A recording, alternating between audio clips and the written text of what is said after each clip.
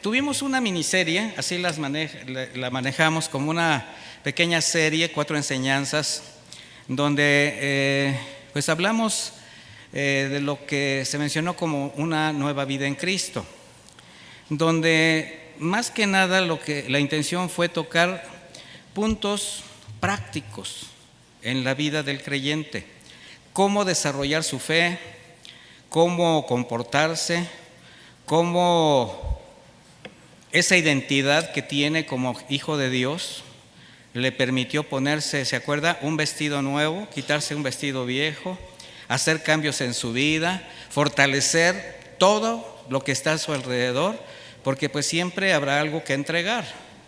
Nunca es difícil que ande y diga, estoy en el punto óptimo, perfecto de mi vida. El día que usted diga eso, pues a lo mejor el Señor dice, te sientes muy perfecto, pues ya vente, ¿verdad? Pero como la perfección no es aquí, siempre vamos a ser completados, perfeccionados con el Señor. Y de eso se trata, para eso son las enseñanzas. Y sin que este mensaje, que ya vieron cuál es, tenga que ver con la serie, sí me permite una pequeña plataforma, porque reflexionando un poco el hecho de primeramente porque el Señor primero nos rescata de dónde venimos. Todos sabemos de dónde venimos.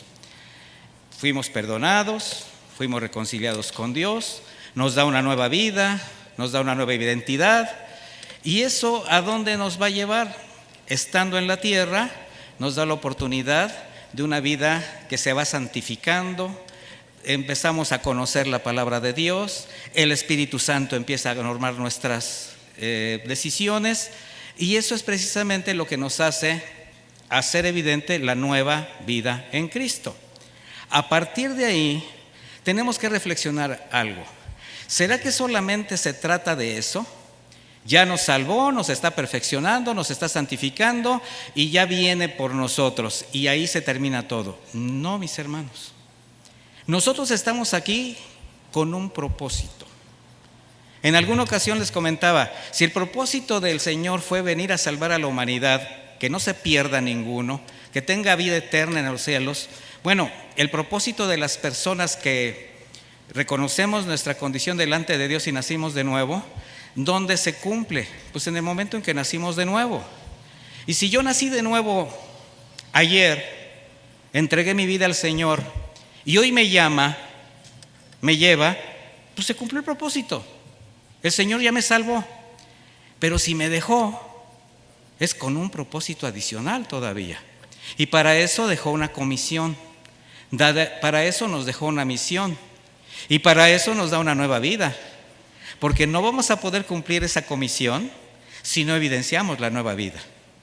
Imagínense la predicación del Evangelio de la paz, el Evangelio de la santidad, el Evangelio del perdón, el Evangelio de la integridad que representa el Señor, expresada por labios de alguien que no vive el Evangelio.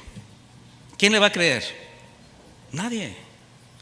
Oye, estás hablando de que Jesucristo te cambió y mira cómo tratas a tu esposa. Estás hablando de que Cristo te cambió y sigues haciendo lo mismo. Sigues frecuentando los mismos lugares, con las mismas personas. Sigues hasta tomando lo mismo, bebiendo lo mismo. No, pero menos, pastor. ¿Perdón? ¿Qué acaso el Señor no dijo que poca levadura leuda toda la masa? Hemos hablado al respecto innumerables veces. Pero hay quien hasta cínicamente todavía se da el lujo de decir, me puedo tomar 1 o 2 cervezas y nada pasa. No, sí pasa. Sí pasa porque tú solamente lo que haces en ese momento es dar hasta un pésimo testimonio a las personas que te están mirando. ¿Por qué? Porque la comisión es que la gente vea cambios. ¿Sí o no? El mensaje más rechazado. Así se llama esta enseñanza. En Juan 1:11 dice la Escritura, a lo suyo vino, pero los suyos no lo recibieron. Pero a todos los que lo recibieron, a los que creen en su nombre, les dio derecho de ser hijos de Dios. ¿Quiénes son hijos de Dios? Hay 4, está bien. A ver, ¿quiénes son hijos de Dios? De manera que nos está hablando a nosotros el Señor. Sin embargo, mis hermanos, es inevitable comprobar cómo el hombre, y primero voy a hablar de la condición del hombre natural, el que no conoce a Dios, en esa condición de no regenerado, de una mente sin renovar, es tan fácilmente susceptible a todo tipo de argumentos, de filosofías, de corrientes ideológicas. A todo le dice que sí, todo lo acepta, todo escucha, voltea la mirada, mientras no provenga de la palabra de Dios. Pero hay de que le hables de la palabra de Dios, hay de que le hables del orden de Dios. Y estoy hablando de los que no conocen a Dios, pero de los que dicen que sí conocen a Dios. Porque hay quien diciendo que conoce a Dios, igualmente es más fácil que se deje llevar por los argumentos externos y todavía se justifique. Bueno, yo soy así porque pues todavía yo veo que muchos cristianos lo hacen. No, espérate, primero hay que ver si son cristianos. Pues yo veo que hay iglesias que lo permiten, iglesias cristianas. Bueno, permiten, primero hay que ver qué clase de doctrina tienen, si realmente es una iglesia cristiana. Es que ese pastor lo hace, hasta se va con ellos, hasta se va con los muchachos, hasta les hace las discos en la iglesia, hasta les da. Espérame, pues esa cosa se llama pastor. O sea, identifiquémonos, o sea, vamos a hablar claro. De tal manera que ese rechazo a los mandamientos de Dios, y no me estoy refiriendo exclusivamente a las tablas que entregó Moisés en el monte Sinaí, no. Estoy hablando de todo el consejo contenido en la Escritura. ¿Se acuerdan cuando Pablo dijo, porque yo no he rehuido de entregarles todo el consejo de Dios? Y vaya que en la Escritura encontramos una infinita cantidad de instrucciones, de exhortaciones, de consejos, de mandatos que hablan precisamente de cómo debe vivir un verdadero hijo de Dios.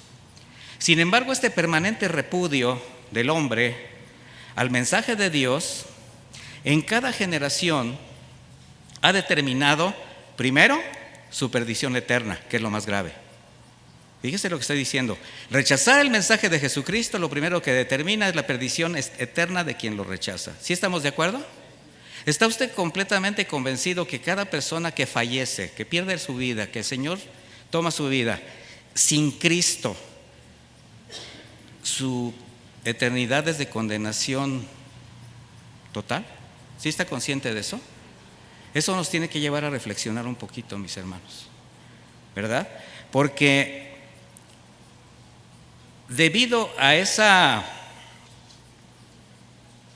rechazo, pues hay una constante degradación, perversión, estoy hablando en el hombre, como consecuencia del aumento de la maldad y de la corrupción. ¿Qué dijo el Señor? Que la maldad, ¿qué iba a hacer? Aumentar. Ahora, ¿dónde cree que va a aumentar la maldad? En el corazón del hombre. ¿Quién es el que provoca todas las cosas que estamos viviendo? No las provoca la naturaleza, no las provoca Dios mismo, no. Simplemente la maldad aumentará. ¿Por qué? Porque la vida del hombre se está corrompiendo. Y el repudio a la palabra de Dios es desde el principio de la creación, pretendiendo siempre luchar en contra de su voluntad, menospreciando sus palabras y como consecuencia recibiendo la justa retribución a su desobediencia. Sucedió en Edén. Un solo mandamiento, Adán y Eva, uno solo. De todos los árboles puedes comer. ¿Sabe usted cuántos árboles podía haber habido ahí? Con la imaginación de Dios, con la creatividad de Dios. ¿Acaso usted puede imaginarse cuántos frutos comibles exquisitos hay en el mundo? No los conoce, mi hermano. Y allí estaban. Pero de ese no. Pero ahí va el hombre. Al único que le dice que no, le da 1000, le da 2000, le da 3000, pero a ese no. ¿Y qué dijo el hombre? A ese sí. ¿Qué hizo? Menospreció el consejo de Dios. Literalmente desobedeció a Dios. Ahora, no obstante, a pesar de ese menosprecio, Dios le extiende su misericordia. Le da una promesa de salvación para reconciliarse con Él. Promesa que se cumplió en Cristo Jesús. Ahora, mientras esa promesa se cumplía, estoy hablando de la época del Antiguo Testamento, conociendo el Señor la fragilidad del hombre y su disposición a separarse del camino, a pecar. ¿Sí sabía que hay una disposición natural del hombre a pecar? No hacer las cosas bien. Lo hablábamos cuando estuvimos estudiando las enseñanzas anteriores, que por ejemplo a un niño no se le enseña a portarse mal, pero ya lo trae integrado en el chip. Igualmente a un joven no se le dice, te tienes que portar mal y tienes que hacer esto mal. No, el joven conforme va viendo, ¿qué es lo que va viendo? Bueno, conforme lo que ve, pues empieza a imitar. De ahí la importancia de un testimonio dentro de casa. Si tu familia te ve a ti, varón, tomándote cervezas constantemente, nada más una. ¿Pero qué crees que estás sembrando en el corazón de tus hijos? Se vale. Y mi papá va a la iglesia. Y mi papá hasta sirve en la iglesia. Y habla de Dios y se sabe media Biblia. ¿Qué estás sembrando en el corazón de tu familia? Entonces la integridad, el Señor sí la demanda. Y por eso en cada generación, entendiendo el Señor esta disposición del hombre a desobedecer, pues ha encomendado a siervos fieles el trabajo de recordarle al pueblo sus palabras, sus promesas y la necesidad de una vida de integridad, así como también para advertirles de los riesgos, del peligro de desviarse de los caminos de Dios. ¿Usted cree que hay riesgos en desviarse del camino de Dios? Por cualquier cosa, mi hermano. Cualquier cosa que llame tu atención, cualquier argumento que te mueva, cualquier situación que te haga voltear. El hombre es tan fácil de decir, bueno, nada más voy a probar, si nada más es una vez, si nada más es un... Y así es como el mundo se acerca, así es como se acerca a los jóvenes, así es como se acerca a los padres, a las mamás en la calle. No va a pasar nada, nada más esto. Mira, yo te invito y empieza la mente, así como Eva, ¿verdad? No te vas a morir, al contrario, serás como Dios. Bueno, el Señor siempre ha buscado la manera de recordarnos que allí está Él, que allí están sus preceptos, que Él es el creador y nosotros la creación. Por eso vamos a hablar hoy de esa importante y difícil tarea, porque es difícil y lo vamos a ver, de quienes el Señor ha confiado la proclamación del mensaje más rechazado de la historia. ¿Y sabe por qué? Porque es el único mensaje con el poder de confrontar la conciencia. Por eso es el más rechazado. ¿Qué es la conciencia? Es primeramente el conocimiento que el hombre tiene de su propia existencia. Primero, estás consciente que estás vivo. Pero también es lo que permite que tú entiendas tu condición, tu estado, tus actos. O sea, no eres ajeno a lo que decides, no eres ajeno a lo que haces. El Señor nos dio, ¿qué? Inteligencia. Así que aquel que dice, es que yo no sabía, es que no me di cuenta, ¿quién le cree? Pues ni sus niños, ni los niños, ¿verdad? La conciencia te da un conocimiento de las normas morales y éticas que existen en tu entorno. La conciencia también es la facultad que distingue lo que una persona puede considerar moralmente bueno o malo, porque ahí es donde entra ese relativismo que se maneja mucho entre los seres humanos. No, pues es que si para mí está bien. El problema es cuando el relativismo entra al corazón de alguien que se dice cristiano. No, es que para mí está bien. Yo no tengo problemas con esto, yo no tengo problemas con aquello. No, para ti no está bien. Porque si no está bien para los demás, no está bien tampoco para ti. Sin embargo, bajo los límites morales de una conciencia sin regenerar, y esto es delicado, una conciencia cauterizada con pensamientos de un mundo, como lo decía, relativista, argumentos humanistas, de un mundo corrupto, de una sociedad que se está corrompiendo. Bueno, una mente así no es suficientemente capaz de recibir y asimilar el mensaje de Dios. Por eso lo rechaza, porque confronta su conciencia. Porque es cuando dice, bueno, pero ¿por qué? Bueno, simplemente lea los mandamientos, los primeros 10. No adulterarás, no robarás, no codiciarás, no fornicarás, no. ¿Por qué? Porque el hombre siempre que dice sí, y sí, y sí, y sí. Esa es la lucha con la carne, mis hermanos. Por eso en toda generación, repito, Dios ha buscado hombres y mujeres fieles a Él. Y si son fieles a Él, van a ser fieles a su palabra. Con un corazón dispuesto a pagar el costo de la negación personal, el costo de la santidad, de la integridad, para poder llevar un mensaje de esperanza a la humanidad que se está perdiendo, aunque la humanidad lo rechace. Y mire, cuando yo hablo de hombres y mujeres dispuestos a pagar este costo, inmediatamente usted piensa en pastores, en gente así como que, no, mi hermano, la Escritura nos está mencionando a todos con esta misma comisión. Cuando el pueblo se extraviaba en el Antiguo Testamento, había profetas y los profetas eran usados por el Señor y a través de la palabra que el Espíritu Santo les inspiraba, les revelaba. Bueno, ¿qué hacían ellos? Pues exponerle al pueblo, abrirle los ojos, mostrarle la voluntad de Dios, confrontar su pecado, advertirles de los juicios venideros, pero siempre con el fin de hacerles volver al camino recto. ¿Por qué? Porque en cada generación siempre había un juicio, siempre había algo que iba a determinar cambios. Y eso no ha cambiado, mis hermanos. ¿Sabía usted que estamos en un periodo de gracia y que viene un juicio? O sea, eso no cambia. ¿Cuántos creyentes que parece que caminan bien se han desviado por causa de un pecado no reconocido, algo que no aceptan? De eso hablamos bastante en las enseñanzas anteriores. Algún vicio o la influencia de alguna falsa doctrina o simplemente la desobediencia deliberada de alguien que no quiere obedecer a Dios, alguien que no quiere recibir la palabra de Dios. De manera que el trabajo de los mensajeros de Dios, les voy a decir de esa manera: profeta, mensajero, proclamador, pregonero, heraldo, así son los sinónimos, que es advertir a los que están en el entorno el peligroso terreno espiritual que están pisando, creyentes o no creyentes, ¿verdad? Y esto es sin importar que por la dureza de su corazón te lleguen a menospreciar, aún te agredan, rechazando la palabra de verdad. Esa palabra que les va a ayudar, la van a rechazar por la dureza del corazón.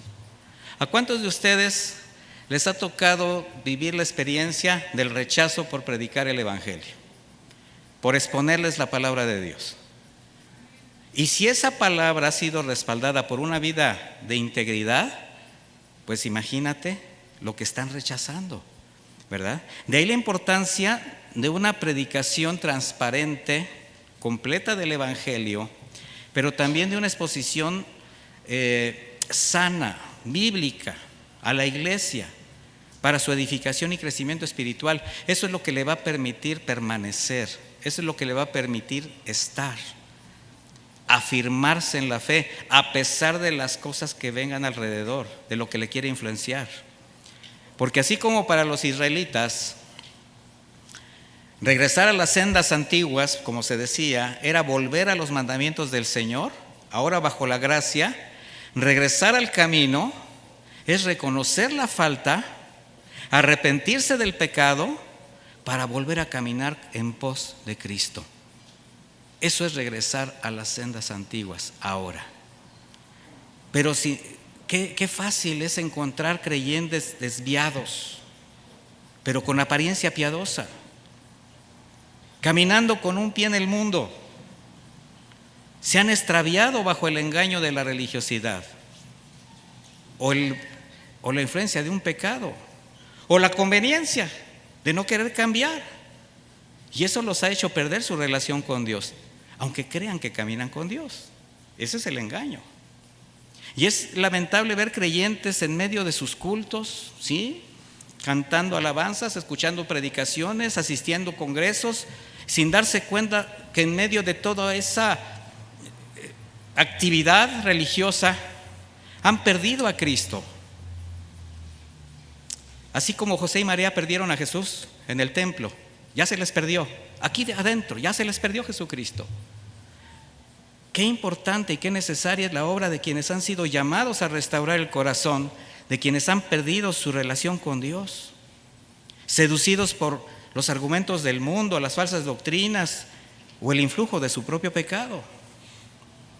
Y esa tarea de predicar el Evangelio, de abrir los ojos de la iglesia, edificándola con la palabra, corresponde a quienes han decidido poner su vida por sus semejantes, pagando el costo del rechazo, de la difamación, de la crítica y el agravio. ¿Por qué digo esto?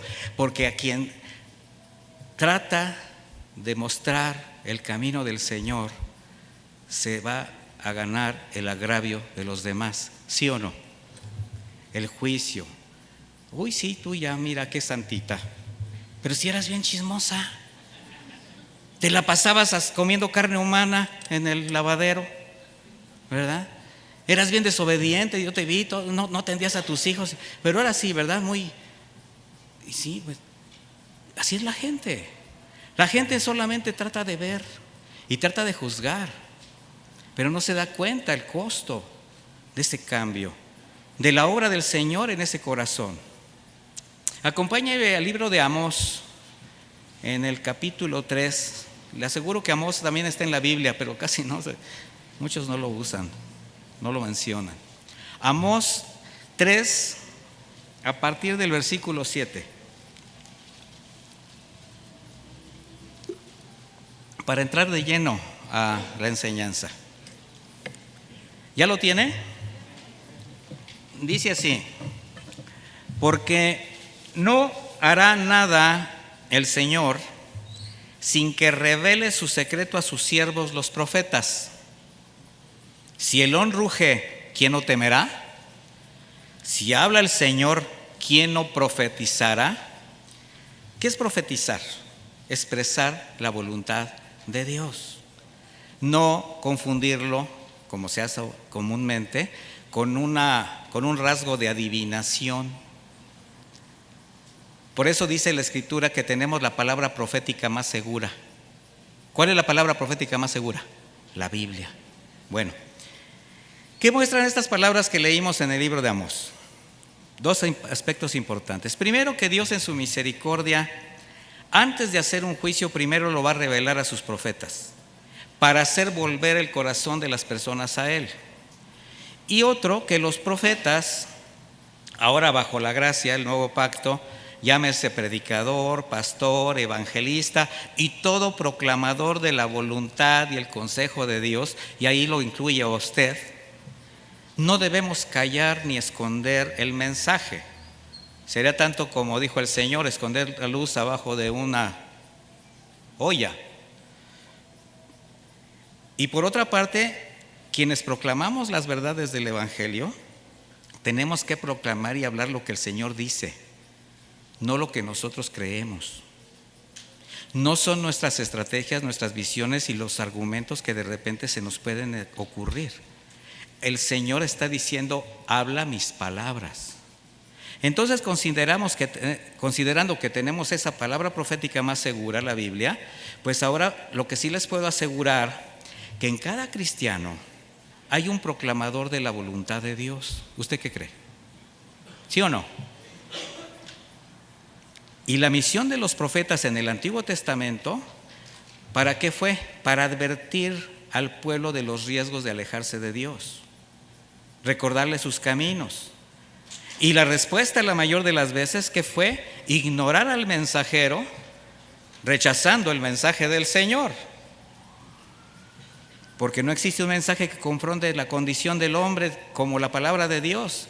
Por esa razón, antes de sus juicios, Dios siempre concedió tiempos de gracia para dar oportunidad al hombre de proceder al arrepentimiento, y lo sigue haciendo. Mire, los juicios de Dios siempre han estado sobre la humanidad. ¿Por qué? Por su tendencia al pecado, por la desobediencia deliberada, la transgresión a sus mandamientos. Pero invariablemente Dios ha dado la oportunidad al hombre de que cambie sus caminos. Siempre lo ha hecho. Vamos a ver algunos ejemplos. Vaya conmigo a Génesis 6, por favor. Génesis 6, versículo 5.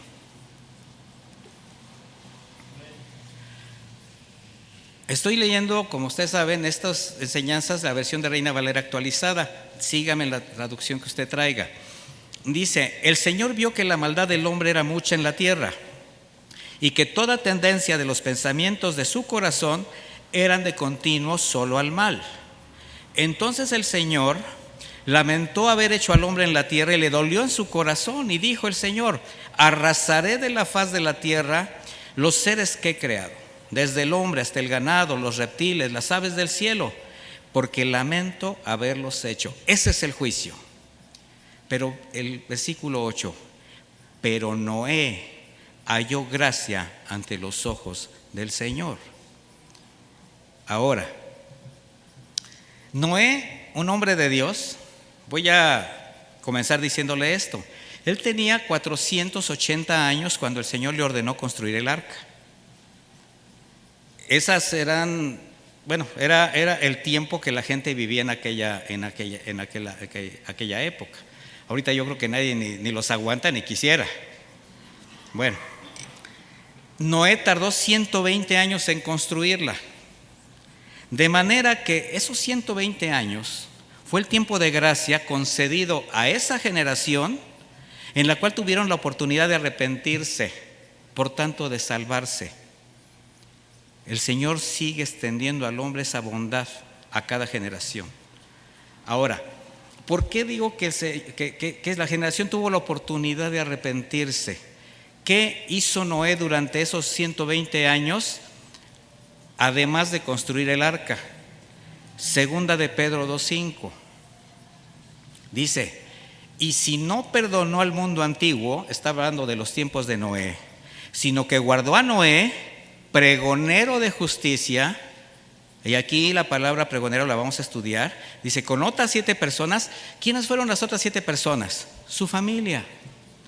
Fíjese nada más la tragedia y la bendición, evidentemente para esta familia. Pero la tragedia es que de toda una generación, solo Noé y 7 personas se salvaron. Dice, trayendo el diluvio sobre el mundo de los impíos. Noé, por su fe, fue pregonero de justicia, quien al creerle al Señor llevó a cabo todo lo que le mandó, sin importarle la magnitud, la dimensión y las extrañas condiciones del mandato. ¿Por qué digo esto? El arca fue una obra de magnitudes impresionantes para la época en que ellos vivían. Por otra parte, ¿cuáles eran las condiciones del mandato? Estaban en el desierto y le va a decir, Noé, va a caer un diluvio. Nunca había llovido. Esa generación no conocía la lluvia. La Escritura dice que solamente un rocío subía de la tierra hacia arriba, así se humedecía, o sea, era la manera como se humedecía la tierra. Entonces a Noé le dice, constrúyete un arca. ¿En el desierto? En el desierto. Va a llover, ¿qué es la lluvia? Tú simplemente hazla, va a llover. ¿Se da cuenta de la obediencia de Noé?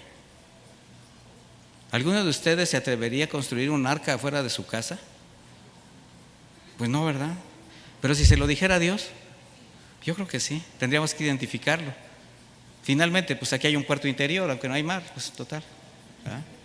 Tienen malecón, pues ya van avanzados, ¿verdad? Bueno, pregonero de justicia. Pregonero se traduce como el que anuncia, un heraldo de la verdad, un proclamador de la palabra y de la justicia de Dios, un decidor de las advertencias y los juicios de Dios. Ese es un proclamador, un pregonero. Pero ¿quién era Noé?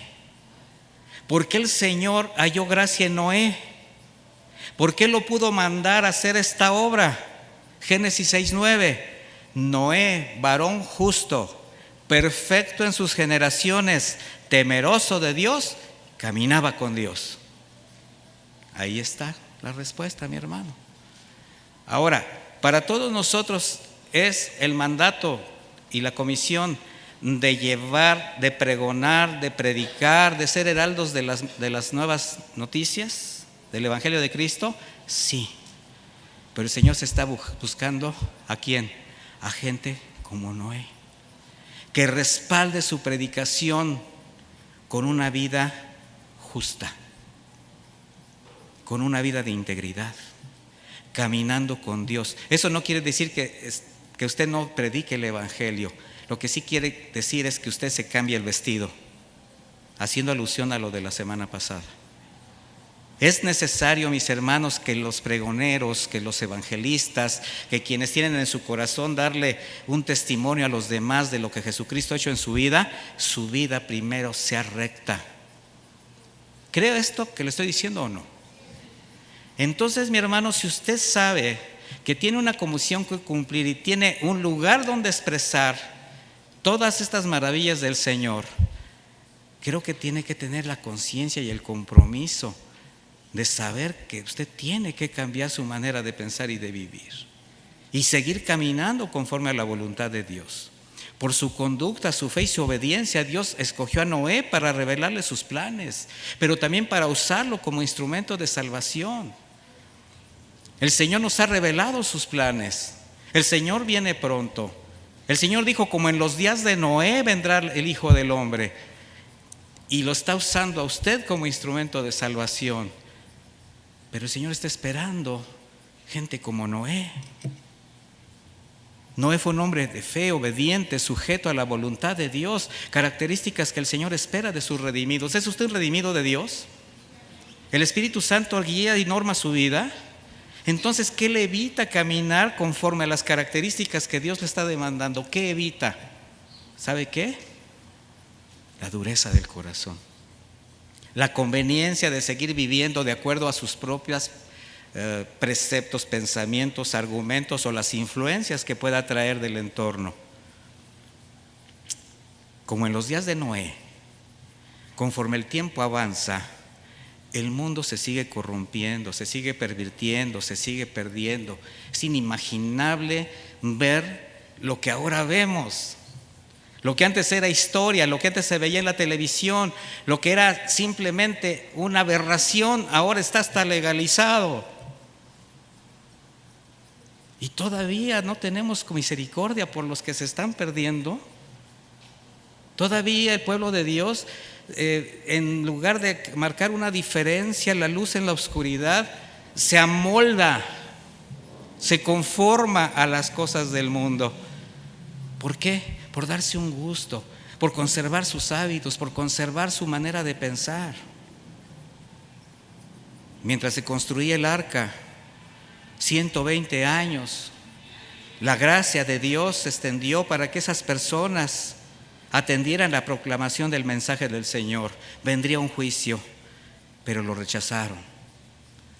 ¿Por qué rechazaron el mensaje de Noé? Porque los confrontaba, exponía su conciencia. Y no solo repudiaron la proclamación del mensaje del Señor. La vida de Noé les fue tropiezo. No les gustaba lo que veían en Noé. A la gente no le gusta lo que ven usted si usted está viviendo una vida distinta a la anterior. Ahora usted es alguien señalado. No, ya no lo invites. No, ya no. Mira, ya él ya se junta con otros. No, mira, los domingos no va al fútbol, va a la iglesia esa y ahí. No, qué pérdida de tiempo.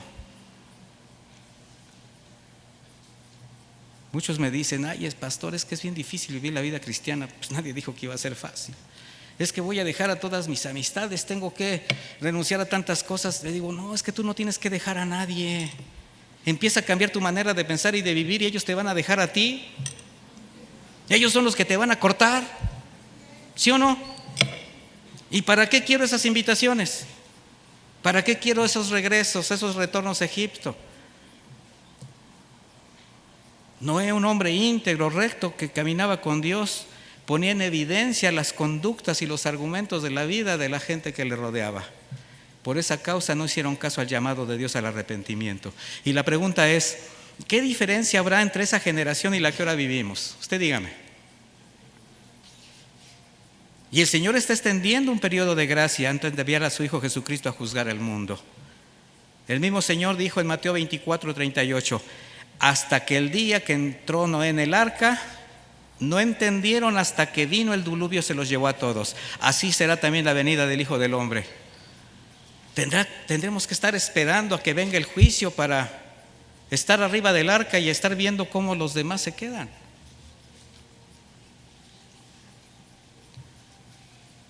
Tenemos un compromiso, mis hermanos. Y si usted está agradecido con Dios, por cuán grandes cosas ha hecho el Señor con usted, como cantábamos hace un momento, lo menos que puede usted hacer es caminar conforme a su voluntad y hacer lo que le demanda. Noé jamás se avergonzó de la fe que proclamaba. No se desanimó cumpliendo lo que le encomendó el Señor. Construyó el arca, proclamó el mensaje, aunque todos se burlaran, se ofendían. Y eso es lo que espera el Señor de nosotros. Hubo otro profeta llamado Jeremías. Evidentemente todos los profetas del Señor tenían el mismo trabajo y hicieron lo mismo. No vamos a verlos a todos, voy a hacer unos ejemplos. Mire, Jeremías, un hombre celoso de la palabra de Dios, pero su característica fue que jamás experimentó algún tipo de empatía en su generación. Siempre fue rechazado. Un hombre que le dolía ver cómo el pueblo se desviaba, cómo el pueblo rechazaba la palabra de Dios. Pero nunca dejó de confrontar al pueblo, nunca dejó de mostrar la voluntad de Dios, incluyendo autoridades religiosas, incluido el rey. En su tiempo, la condición de Israel era de total perdición, apartados de la verdad, apartados de los mandamientos, desviados a los ídolos. Así, en estas condiciones, Jeremías fue enviado por Dios a confrontar el pecado y anunciarles el juicio inminente. Vaya conmigo a Jeremías 6, por favor, para que vea la condición del pueblo en ese tiempo.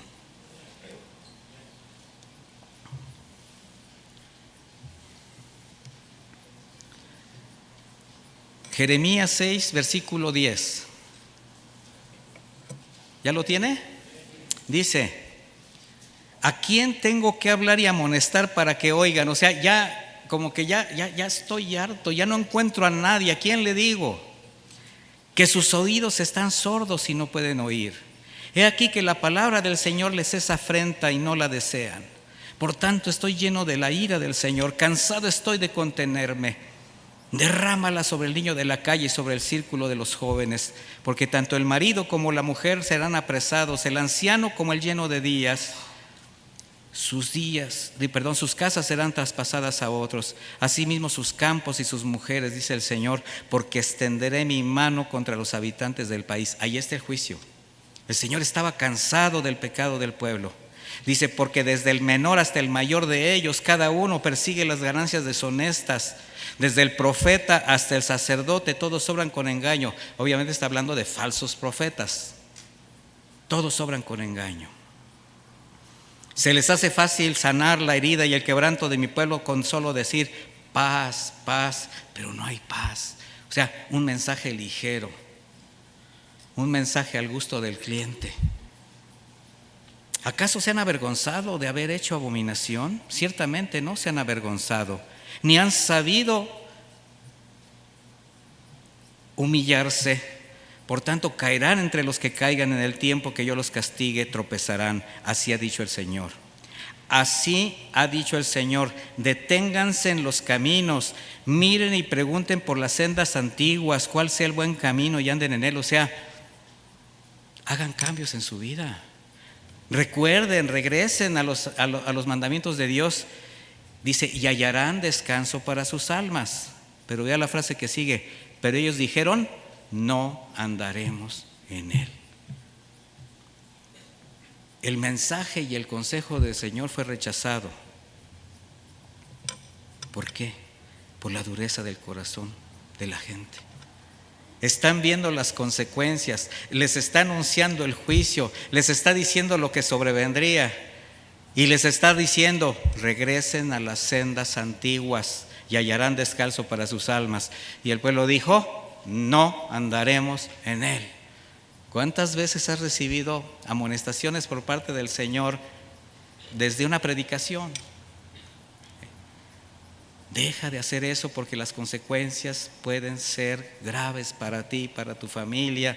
El hecho de que a veces nosotros, porque no recibimos el juicio de Dios de manera inmediata, pensamos que al Señor se le olvidó nuestra conducta.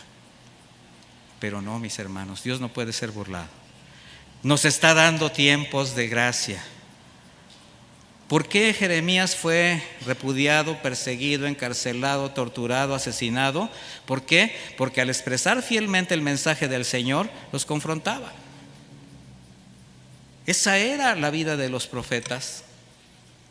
Otro mensajero de la palabra de Dios fue Ezequiel, quien describe la condición apóstata del pueblo de Israel antes de su cautividad, la cautividad a Babilonia. Expone su pecado y le da advertencias del juicio que vendría. En Ezequiel 2:7, acompáñeme.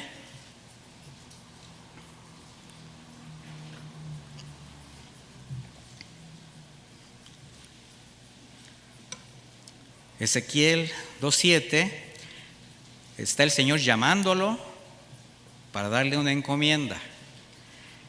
Dice: les hablarás pues mis palabras. Pero me llama la atención: escuchen o dejen de escuchar porque son muy rebeldes. Eso no sucede aquí, ¿verdad? Eso fue en el pasado. Mas tú, hijo de hombre, oye lo que yo te hablo. No seas rebelde como la casa rebelde. Abre la boca y come lo que te doy. El Señor está preparando a Ezequiel. Ahora, queda claro algo primero, que por naturaleza a nadie le interesa escuchar la palabra de Dios. Y estoy hablando de la verdadera palabra de Dios. O sea, a nadie le gusta que les pongan la verdad. A pesar de eso, el profeta es enviado primero como testimonio de que el Señor, pese a la incredulidad del pueblo y la desobediencia, les está extendiendo la misericordia. O sea, vemos el mismo patrón. Viene un juicio y el Señor le está dando oportunidad al pueblo. Pero de hecho el Señor, ¿qué le advierte a Ezequiel? Que no lo van a escuchar. Por eso Dios lo está preparando. Sabía las dificultades de ir a predicar a un pueblo rebelde, un pueblo contaminado por la influencia del mundo, por el paganismo. ¿Será que algo ha cambiado? No, mis hermanos. Dice: come lo que hayas. Y en el Ezequiel 3:2 dice: y abrí mi boca y me hizo comer aquel rollo. Y me dijo: hijo de hombre, alimenta tu vientre, llena tus entrañas de este rollo que yo te doy. Y lo comí, y fue en mi boca dulce como la miel. Luego me dijo: hijo de hombre, ve y entra a la casa de Israel y habla a ellos con mis palabras. Mire, quien recibe el mensaje del Señor con esa actitud y deseo de conocer su voluntad, la palabra siempre será dulce como la miel, siempre. ¿Se ha deleitado usted con la palabra de Dios, mi hermano? ¿Ha comprobado cómo ha cambiado su vida? Y dice: yo de aquí soy. Ahora, muchas veces encontramos en la palabra, aunque es dulce como la miel, la confrontación a nuestro propio pecado. Sin embargo, eso es lo que nos va a sostener, mis hermanos, porque el Señor lo que hace es irnos limpiando, irnos purificando, irnos santificando. ¿Por qué? Porque nos está enviando constantemente. Cada vez que tú sales a la calle, el Señor te está enviando a proclamar sus maravillas, a testificar que eres un hijo de Dios. Cada vez que despiertas y te sientas a la mesa con tu familia, en cada momento el Señor está esperando que tú hagas la parte que te corresponde. Por eso quien recibe la palabra del Señor no solo va a ser dulce como la miel, sino que va a alimentar su vientre, sus entrañas, lo va a llenar de ella. Y el Señor le dice: ahora ve y dile al pueblo mis palabras. Ezequiel 3:4. Luego me dijo: hijo de hombre, entra a la casa de Israel, habla con ellos mis palabras. Dice: porque no eres enviado a pueblo de habla profunda ni de lengua difícil, sino a la casa de Israel. O sea, ni siquiera tan inteligentes, ¿verdad? Ni siquiera tan inteligentes. De repente hay quien quiere tener poses de mucha sabiduría, de mucho control, no, es que yo, y a la hora que tú estás hablando con ellos te estás hablando de todas sus carencias.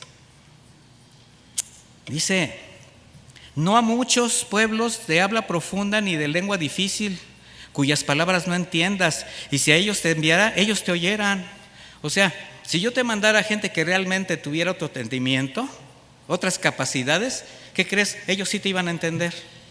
Dice: mas la casa de Israel no te querrá oír, porque no me quiere oír. ¿A quién? A mí. Porque toda la casa de Israel es dura de frente, obstinada de corazón. He aquí, yo he hecho tu rostro fuerte contra los rostros de ellos, tu frente fuerte contra sus frentes, como damiante más fuerte que pedernal, he hecho tu frente. No los temas. O sea, le está dando las capacidades, le está dando la instrucción, le está dando la gracia para confrontar a un pueblo rebelde. No los temas.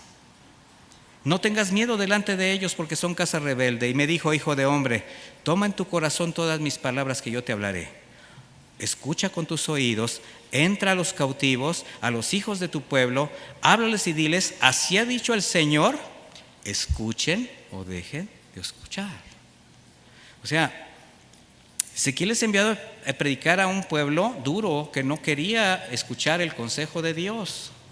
Y hace un momento se los dije, prácticamente a nadie le gusta escuchar el consejo de Dios. Por eso de antemano está advertido de la dureza del corazón de las personas. Nosotros sabemos que vamos a encontrar dureza alrededor, mis hermanos. Por eso tenemos que tener las capacidades y usar los recursos que Dios nos da, pero usarlos como Él nos está enviando. Por eso Ezequiel no se desanimó y simplemente obedeció. Imagínate que te digo: ¿sabes qué? Vas a ir a predicarle, o vas a ir con esta familia, o vas a encontrarte con alguien que te va a rechazar, que te va a repudiar, que te va a ofender. Pues ¿para qué voy? No, mi hermano. Pero el Señor te está preparando, te está dando gracia. ¿Qué tenemos que entender con esto? Que el trabajo de la exposición de la palabra puede ser aún con lágrimas, con sufrimiento, con rechazos, sin que necesariamente veamos el resultado de nuestra enseñanza o de nuestra predicación. Porque a veces hacemos ese tipo de expectativas. Como voy y le digo y hablo en el nombre del Señor y le estoy predicando la palabra, tiene que responder. No, mi hermano, no podemos pensarlo de esa manera. Pero la palabra de Dios debe ser expuesta con toda integridad, sin esa expectativa de que la gente cambie de inmediato. Hay quienes por predicarle la palabra a alguien, pues sí, pues, ¿quién no quiere que su familia se salve? ¿Quién no quiere que sus hermanos, que sus compadres, que la gente que vivió con ellos, sus amigos, ¿verdad? Pero tú les predicas el evangelio y quieres que ya el domingo estén en la iglesia, alabando al Señor, diezmando, ofrendando y haciendo. Espérate, tú eres un sembrador de la palabra, y la siembra puede ser con lágrimas. Tampoco se puede exponer el evangelio con el propósito de llenar iglesias, como sinónimo de llenar carteras. No, mi hermano. Cuando la intención es esa, lo más seguro es que el mensaje se tenga que diluir, se tenga que manipular. Tenemos que darle a la gente lo que es necesario para su alma, para alimentar su espíritu, para que su vida cambie. Desde que el Señor le dio el mensaje a Ezequiel, sabía de antemano que sería rechazado porque los iba a confrontar. Ezequiel debió comprender que solamente tenía que cumplir su misión. Y eso es lo que espera de cada uno de nosotros. Comprender que la obra es del Señor. Y por cuanto que Él es soberano y omnisciente, sabe anticipadamente el resultado de la predicación de su palabra, pero también de tu obediencia. La mayor de las veces el Señor está probando tu corazón, está probando tu obediencia. El Señor está tratando contigo. El Señor estaba tratando con Ezequiel. ¿Quieres ser enviado? ¿Quieres ser un pregonero, un heraldo, un proclamador de las maravillas del Señor? Tienes que ser tratado primero tú. Tienes que ser limpiado primero tú. Tienes que ser lleno de la palabra primero tú y obedecerla. De manera que por más que alguien se esfuerce, no puede reemplazar el trabajo del Espíritu Santo, mis hermanos. Él es el que convence de pecado, de justicia y de juicio. Nosotros somos solamente sembradores. Ezequiel 3:17 dice: Hijo de hombre, te he puesto por atalaya a la casa de Israel, te he puesto como vigilante, como centinela, como el que avisa. Oirás pues tú la palabra de mi boca y los amonestarás de mi parte. Cuando yo dijere al impío, de cierto morirás, y tú no le amonestares ni le hablares, para que el impío sea percibido de su mal camino a fin de que viva, el impío morirá por su maldad, pero su sangre demandaré de tu mano. Pero si tú amonestares al impío y él no se convirtiere de su impiedad y de su mal camino, él morirá por su maldad, pero tú habrás librado tu alma. ¿De qué se trata esto? De que tú simplemente al hacer la parte que te corresponde vas a descansar en que obedeciste al Señor, porque eso es lo que espera el Señor de nosotros. En más de alguna ocasión ha llegado alguien con mucha tristeza a decirme: pastor, acaba de fallecer un primo mío, una persona muy amada, bien joven, ¿y qué cree? Estuve con él ayer, nunca le prediqué el evangelio. Antes, al contrario, estuve con él tomándome una cerveza. No te lleves esa carga. No te lleves esa carga. No te amoldes al mundo. Marca la diferencia y ten misericordia de la gente que está a tu alrededor. Más adelante hubo un hombre llamado Juan, enviado por Dios a preparar el camino del Señor. Este hombre, al mismo tiempo que su mensaje confrontaba al pueblo, también exhibía la condición espiritual de los líderes religiosos de su época. Él comenzó hablando: arrepiéntanse porque el reino de los cielos se ha acercado. ¿Y saben qué? La gente empezó a acercarse.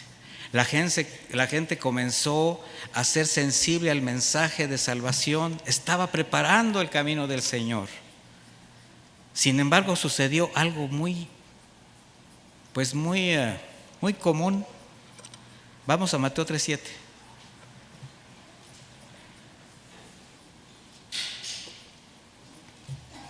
Dice: al ver él, o sea Juan, que muchos de los fariseos y de los saduceos venían a su bautismo, les decía: generación de víboras, ¿quién les enseñó a huir de la ira venidera? Hagan pues frutos dignos de arrepentimiento. Fíjese el cambio radical de quienes se estaban acercando a Juan y se estaban bautizando, confesando sus pecados, porque esa fue la manera como Juan obró en su ministerio. Pero de repente ve llegar a los religiosos de la época, fariseos, escribas, saduceos. Voy a parafrasear un poquito sus pensamientos. El hombre religioso tiene por costumbre pretender que con sus obras va a ganar las cosas del cielo. Por eso se envuelve en esa cobertura de aparente piedad. Entonces los fariseos se dijeron: oye, por ahí anda un hombre llamado Juan hablando de la entrada al reino de los cielos, y se bautizan y la gente va. Nosotros somos muy buenos, o sea, tenemos ganado todo, pero pues una ayudita, vamos a sumergirnos, vamos a mojarnos para amarrar la salvación, parafraseando. Juan le dice: generación de víboras, ¿quién les enseñó que así, con un ritual, se van a salvar de la ira venidera? Arrepiéntanse para que el Señor les perdone. O sea, hagan frutos de arrepentimiento. Está dándoles el verdadero evangelio, no por obras, sino por fe, preparando el camino del Señor. Bueno, fue tal el celo de Juan que confrontó al rey Herodes por el pecado de adulterio, y aunque le costó la vida, no dejó de pregonar ese mensaje más rechazado de la historia. Mire, es muy fácil, pero muy equivocado, creer que solo los que están fuera, los incrédulos, necesitan escuchar el Evangelio y el consejo de Dios. Mis hermanos, todos necesitamos constantemente escuchar la palabra de Dios y hacer nuestro su consejo, para obedecerlo, para caminar con Él, porque se nos hace fácil siempre olvidar el consejo de Dios. Segunda de Pedro 1:12 dice: por esta razón siempre habré de recordarles estas cosas, aun cuando ya las sepan y estén firmemente afianzados en la verdad que han recibido. No importa que lo sepas, no importa que estés seguro, no importa que estés convencido, no dejaré de recordarte las mismas cosas. ¿Por qué? Porque los hombres somos fácilmente seducibles. Somos fácilmente conmovidos, susceptibles a todo lo que esté en nuestro entorno. Por eso el compromiso y el deber de los mensajeros del Señor es advertir a todos los hombres de su condición espiritual, creyentes o no creyentes. Al cristiano, para que limpie su camino, para que cambie, para que norme su vida conforme a los planes del Señor. Y pues al impío, pues para que se salve, para que evite la condenación eterna. Lamentablemente cada vez son menos los espacios que se dicen cristianos donde se predica contra el pecado, de la necesidad del arrepentimiento, de reconciliarse con Dios, el sacrificio de Jesucristo, la redención por su sangre derramada en la cruz. Ahora no se advierte sobre el peligro del infierno y la condenación eterna. ¿El motivo? Porque no es un tema agradable, porque confronta la conciencia. Y hoy en día se predican más mensajes ligeros a gusto del cliente, desviándolos de la verdad. Los llevan a una profesión de Cristo sin Cristo, hablando siempre del Dios de la gracia, de la misericordia, del Dios que prospera, del que hace milagros, pero no les advierten que va a llegar un día en que tendrán que entregar cuentas al Señor. No tienen misericordia. Pero la iglesia fiel a Dios y fiel a la palabra, necesita el valor para hablar con verdad tanto al incrédulo como al que se está desviando, porque todos necesitamos el consejo de Dios. Todos deben saber cuál es el verdadero camino, qué es la verdad y la vida, y las fatales consecuencias para los que se apartan. Si no fuera así, mis hermanos, ¿por qué Pablo le dijo con tanta urgencia a Timoteo: acuérdate de Jesucristo? Esto está en 2 de Timoteo 2:8. Mire, hasta parece un consejo fuera de lugar. ¿Qué acaso Timoteo no había sido un buen discípulo? Yo le pregunto, ¿qué acaso no era un siervo de Dios comprobado que en ese tiempo ya era pastor de Éfeso? En los tiempos de la segunda carta a Timoteo, él ya era pastor de Éfeso, era un hombre de casi 60 años, ejerciendo el ministerio. Claro que era un hombre de Dios, pero siempre será necesario que alguien nos recuerde: no te olvides de Jesucristo. ¿Por qué? Porque es el primero que nos olvidamos. Bien pudo haberle dicho a Timoteo, a Pablo: Pablo, si Jesucristo es mi vida, mi Salvador, lo predico todos los días. Sí, pero no te olvides de Él. Ustedes escuchan todos los días de Jesucristo, yo predico todos los días de Jesucristo, pero ¿qué pasa cuando te enfrentas a tus gigantes? ¿Qué pasa cuando te enfrentas a la vida diaria? ¿A quién es el primero que dejas fuera de tu vida? No te olvides de Jesucristo, Timoteo. En aquellos tiempos, como ahora, eran tiempos peligrosos, tiempos de apostasía. La iglesia naciente comenzaba a ser seducida por falsos maestros, infiltraban doctrinas ajenas a Cristo, filosofías mundanas, corrientes heréticas, y solamente quien estaba firmado en la fe podía no solamente guardar su fe, sino defender el Evangelio. Le voy a hacer una pregunta. ¿Quién cree usted que son los primeros en la iglesia que deben estar firmes en la fe, comprometidos con el Evangelio, testificar una vida de integridad, afirmados en la verdad, en las sanas palabras de Jesús? ¿Quién cree? Dígame que yo. Sí, señáleme con el dedo. Dígame, ¿usted, pastor? Sí. Evidentemente sí, porque mi compromiso es tener estas convicciones para poderles expresar el consejo de Dios de manera transparente, con un testimonio que afirme mi fe. Pero de aquí, del púlpito, se va para las bancas, como el juicio. El juicio va a comenzar por nosotros, pero usted no se libra. Y no le estoy amenazando, pero ahí viene. Por eso estamos aprendiendo. Por eso Pablo le tiene que recordar a su amado hijo en la fe: acuérdate de Jesucristo, no te apartes de la fe que aprendiste desde pequeño, persevera hasta el final, sé firme. Sin embargo, vemos con tristeza como muchos, diciéndose cristianos, por esa manera tan ligera de vivir, la banalidad de sus pensamientos indica todo que han olvidado a Jesucristo. El mismo Señor sufrió las mismas consecuencias. A lo suyo vino y los suyos no le recibieron. Y a él no solamente no lo recibieron en su mensaje de amor y justicia, también siempre buscaron la manera de asesinarlo. ¿Por qué? Porque su mensaje y sus enseñanzas los confrontaba. Dice, y a mí, Juan 8:45, porque digo la verdad, ¿no me creen? ¿Quién de ustedes me redarguye de pecado? Pues si digo la verdad, ¿por qué ustedes no me creen?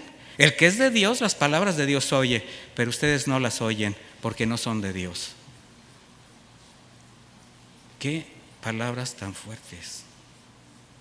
Porque nosotros podemos negar a Cristo, mis hermanos, en cualquier momento.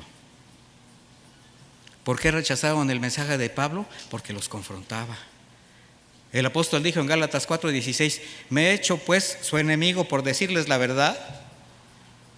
Pablo jamás predicó para darle justo a la gente. Fue fiel al mensaje de Cristo. De hecho, él fue fiel y cumplió la palabra del Señor el día de su llamado. ¿Sabe cómo lo llamó el Señor a Pablo? A través de Ananías, diciéndole, ve porque este hombre me es instrumento escogido para llevar mi nombre ante gentiles, reyes y los hijos de Israel, porque yo le mostraré cuánto le va a ser necesario padecer por mi nombre. Y Pablo lo entendió. Tenía que padecer por el nombre de Jesús, por la predicación del Evangelio. Y fue un hombre que fue un hombre íntegro. El único que se atrevió a decir, sean imitadores de mí, porque yo soy imitador de Cristo. Mis hermanos, Pablo dijo, pues, ¿busco ahora el favor de los hombres o el de Dios? ¿O trato de agradar a los hombres? Porque si todavía agradara a los hombres, no sería siervo de Cristo. La proclamación del Evangelio de verdad y la enseñanza de la palabra de Dios siempre encontrará oposición. Por eso tenemos que estar conscientes que cuando rechazan al mensaje, el agravio no es para el mensajero, sino para el mensaje. Y muchas veces uno se da por agraviado, no, es que ya me dijeron, no, es que ya me hicieron. Mi hermano, a Jesús lo rechazaron, aún lo llevaron a la cruz. Están los testimonios de tantos personajes en la Biblia que fueron fieles al Señor y recibieron el mismo repudio.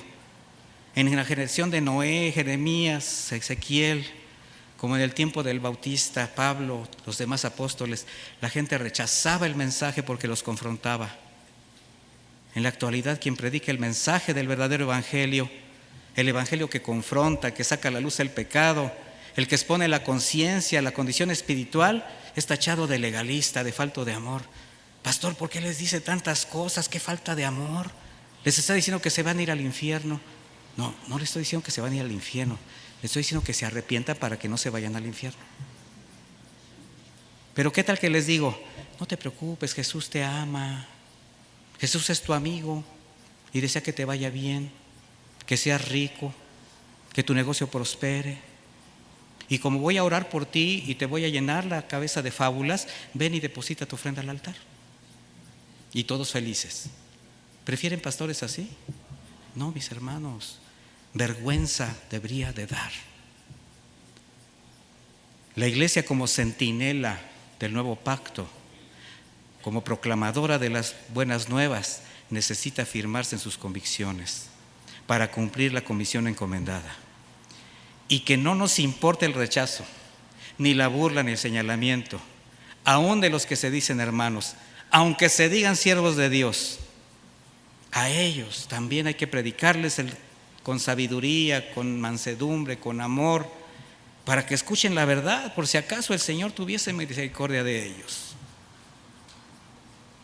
Porque el Señor sigue dando tiempo de gracia para que en esta generación, que quizás sea la última, no lo sabemos, pero todavía muchos procedan a arrepentirse, con la certeza de que a todos los que le van a recibir, a los que creen en su nombre, les va a dar derecho de ser hijos de Dios. Y esa labor, mi hermano, te corresponde a ti y a mí. Y tu vida tiene que cambiar.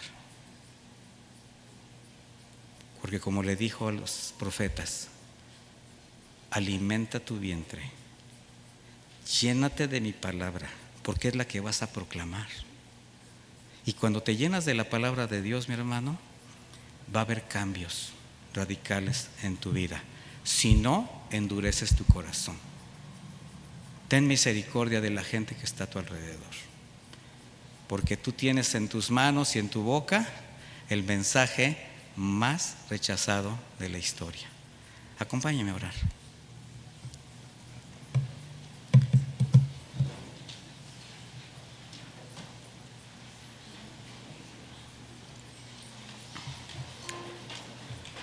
Yo sé que Dios nos habla a través de su palabra.